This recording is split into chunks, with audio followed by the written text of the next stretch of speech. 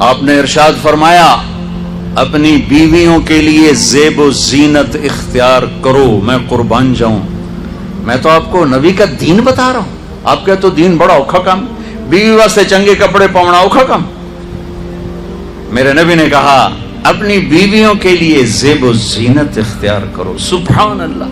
عورتوں سے کہا واہ واہ، قربان جاؤں، اشارتاً ہمیں مردوں کو صراحتاً، عورتوں کو اشارتاً، اپنی بیویوں کے لیے زیب و زینت اختیار کرو۔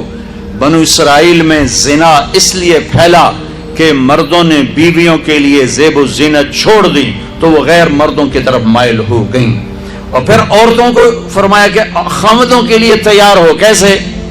آپ نے فرمایا جنت کی حور اپنے خامد کے لیے ایسے تیار ہوگی جیسے ام سلمہ میرے لیے تیار ہوتی ہیں۔ سبحان اللہ، سبحان اللہ۔ ابھی عورتوں نے شادی پہ جانا ہو تو بیچارے مرد دی مصیبت آئی ہوندی ہے، اور ترا جتیاں تروٹ جاندیاں نے کپڑے ڈھو ڈھو کے، اور خامد کے لیے تیار ہونا ہو تو انہوں موت پہ جاندی۔ اپنے خامدوں کے لیے تیار ہو، ورنہ وہ اور عورتوں کی طرف مائل ہو جائیں گے۔ یہ اس میں خفیہ پیغام ہے۔ میرے نبی حیا والے ہیں، پاکیزہ زبان، پاکیزہ ذات۔ مردوں کو صراحتاً فرما دیا اپنی عورتوں کے لیے تیار ہوا کرو۔ بنو اسرائیل میں اس وجہ سے فحاشی پھیلی۔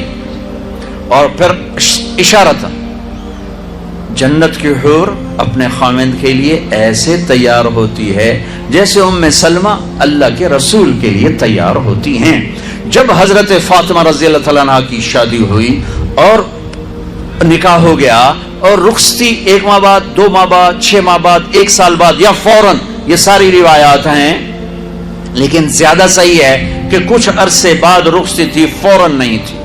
تو جب حضرت علی نے آ کے رخصتی کا مطالبہ کیا حضرت ام ایمن کے ذریعے سے، تو آپ نے حضرت حفصہ اور حضرت ام سلمہ اور حضرت عائشہ، ان تینوں سے فرمایا کہ تم جانتی ہو نا میری بیٹی فاطمہ مجھے کتنی محبوب ہے، میری بیٹی کو دلہن بناؤ۔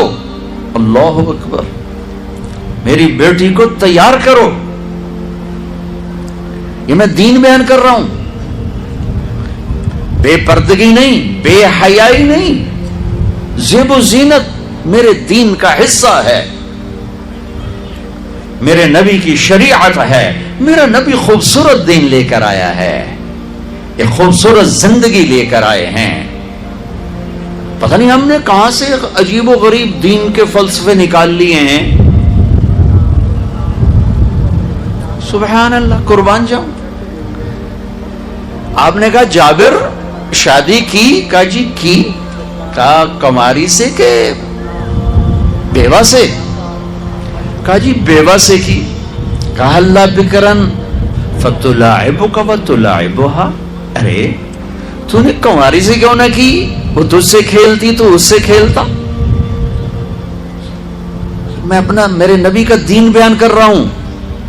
آپ کیا سمجھنا صرف رمضان کے روزے رکھنا دین ہے؟ حضرت ہاں وہ دین ہے، بہت بڑا حصہ ہے دین کا۔ عبادت میرے دین کی بیس ہے، بیس ہل گئی تو ساری عمارت گر جائے گی۔ نماز نکل گئی، روزہ نکل گیا، زکوٰۃ نکل گئی، حج نکل گیا، پیچھے کیا رہ گیا؟ ساری عمارت ٹوٹ گئی۔ لیکن یہ بیس کو عمارت نہیں کہتے، ہاں بیس پر عمارت کھڑی ہوتی ہے۔ میں عمارت کے کچھ خد و خال بتا رہا ہوں، کچھ نقش و نگار بتا رہا ہوں کہ میرا نبی دین کی عمارت ہمیں کیسے دے کر گئے۔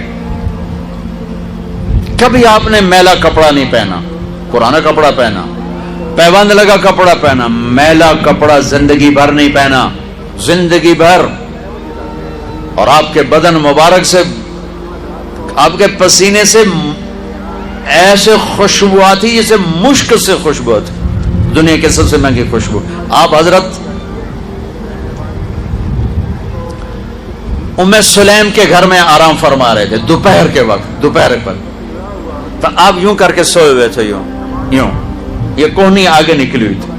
آنکھ کھلی تو دیکھا ام سلیم نے یہاں بوتل رکھی ہوئی، یہاں تو آپ نے کہا کیا کر رہی ہو؟ تو کیا تھا، چونکہ گرمی، پنکھے تو ہے نہیں، پسینہ یہاں سے نیچے گر رہا تھا.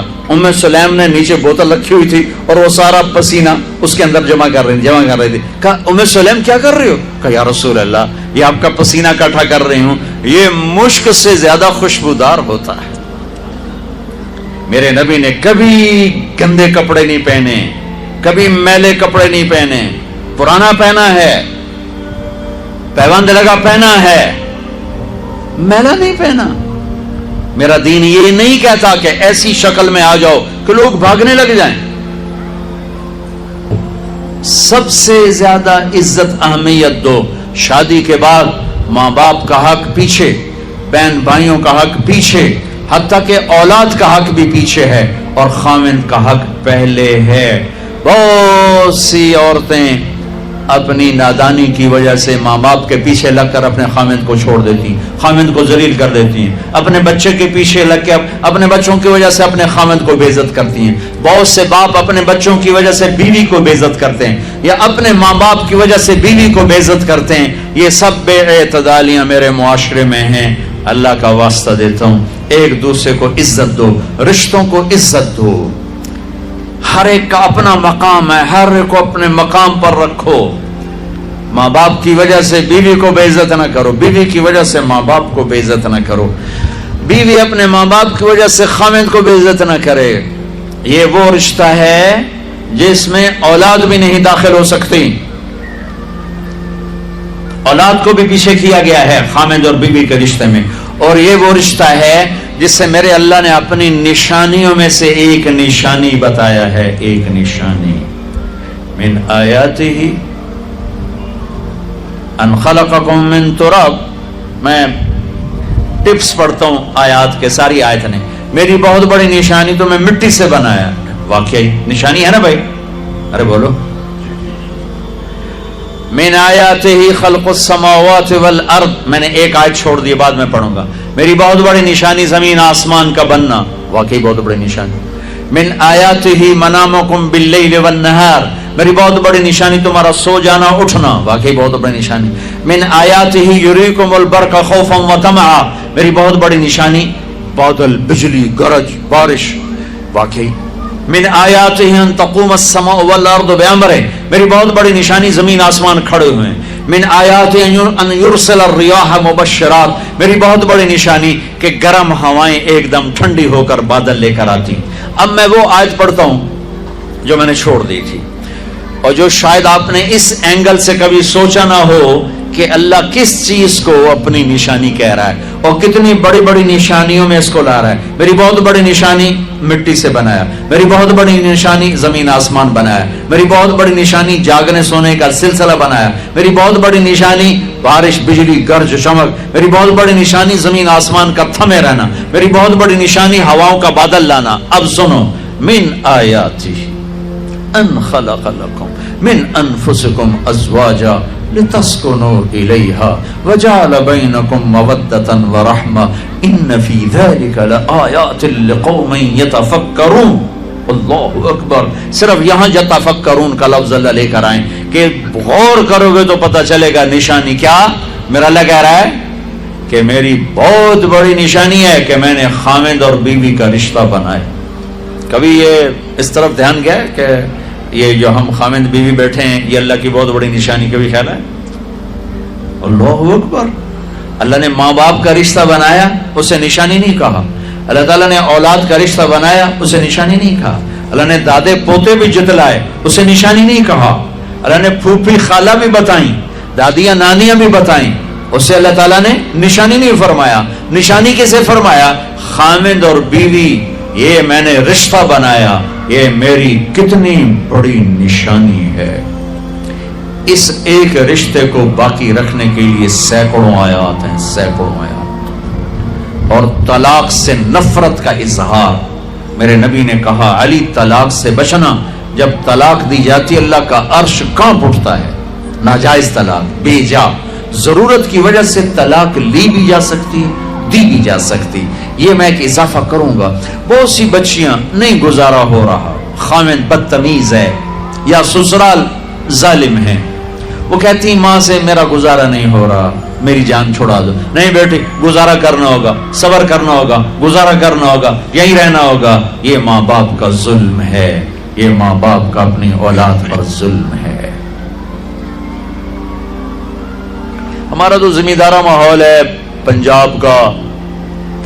میں نے اپنی خاندان کی بتاتا ہوں، بچیوں پہ ظلم ہوتے دیکھے، پھر ان کی فریادیں بھی سنی، پھر ان کے ماں باپ کا ظلم دیکھا. اتنا ہی رہنا ہے، اتنا ہی گزارا کرنا ہے، بس اسا ایک باری تیرا کر دیتا ہے، ہوں اسا کوئی نہیں کرنا، پیچھا موڑ کے نہ پیا میں، جی میں کرنا ہی کر، ساڈا کوئی ذمہ نہیں. ماں باپ کہتے ہیں، ماں باپ کہتے ہیں. اور وہ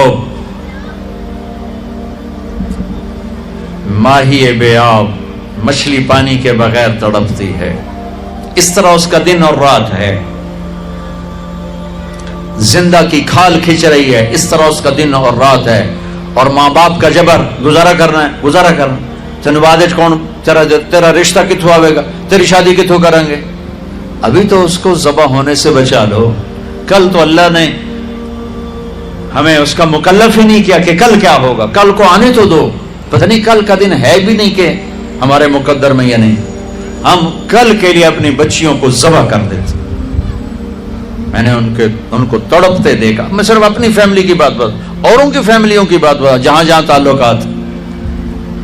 کہیں رشتہ قریب کا ہے، لڑکی بدتمیز ہے، بچہ شریف ہے، وہ کہتا ہے ابا جی میں طلاق دینا چاہتا ہوں، میرا اس سے گزارا نہیں ہے، زبان شدید ہے. آئے میرے بھائیو، گھروں کی آبادی اللہ کی قسم، مالدار ہو یا غریب ہو، صرف اچھے اخلاق سے ہوتی ہے. اور گھروں کی بربادی مالدار ہو یا غریب ہو، برے اخلاق سے ہوتی ہے، برے اخلاق سے. دو واقعے اوپر نیچے ہوئے. ایک خاتون ملی، مجھے تعارف کرائے گا کہ ایک خاتون آ رہی ہیں، ان کے خاوند کھربوں پتی ہیں، کھربوں پتی. ٹھیک ہے جی آؤ. اس خاتون نے آتے ہی رونا شروع کر دیا. مولانا لوگ مجھے خوش قسمت سمجھتے ہیں کہ میں بہت بڑے مالدار کی بیگم ہوں، میرا دل زخمی ہے، میرے خاوند کا سلوک اچھا نہیں، میں دولت کو آگ لگاؤں، یہ ہیرے کے سیٹ کو میں کیا کروں جب اس کا سلوک ہی میرے ساتھ اچھا نہیں. چند دن کے بعد ایک نوجوان ملا. مولانا میں اپنی زندگی سے تنگ ہوں، میری بیوی انتہائی بدتمیز ہے، انتہائی زبان دراز ہے، میں اپنی زندگی سے تنگ آ چکا ہوں، 3 بچے ہو چکے ہیں، طلاق دے نہیں سکتا، میں کیا کروں. یہ روزمرہ کے واقعات ہیں. تو ضرورت کے لیے طلاق دی جا سکتی ہے، لی جا سکتی ہے، نہ عیب ہے، نہ تانا ہے، نہ ذلت ہے، نہ کوئی داغ ہے. لیکن ابھی فیصل آباد سے ایک بچی ملی، اس کی بچی گود میں. طلاق کیوں ہو گئی؟ سسرال نے کہا بچی کیوں پیدا ہوئی ہے، گھر واپس جا. طلاق دے دی. بچی پیدا ہونے پہ طلاق دے دی. پچھلے ہفتے ملا ہوں، پچھلے ہفتے. کیا قصور ہے جی، بچی پیدا ہوئی طلاق دے دی. اور یہ 3 دن پہلے اسلام آباد میں خاتون ملی کہ سسرال نے گھر سے نکال دیا. کیوں؟ 3 بچیاں گھر سے نکال دی. 3 بچیاں پیدا ہونے پر گھر سے نکال دیا. یہ بھی اسی دیس کی کہانی ہے، یہ بھی اسی دیس کی دکھ بھری داستان ہے. ظلم صرف وہ نہیں جو بھتہ کی پرچیاں آ رہی ہیں اور جو دہشت گردی ہو رہی ہے، یہ گھر جیسے وہ بہت بڑا ظلم ہے، ایسے یہ بھی بہت بڑا ظلم ہے کہ کہیں بچیاں ذبح ہو رہی ہیں، کہیں بچے ذبح ہو رہے ہیں.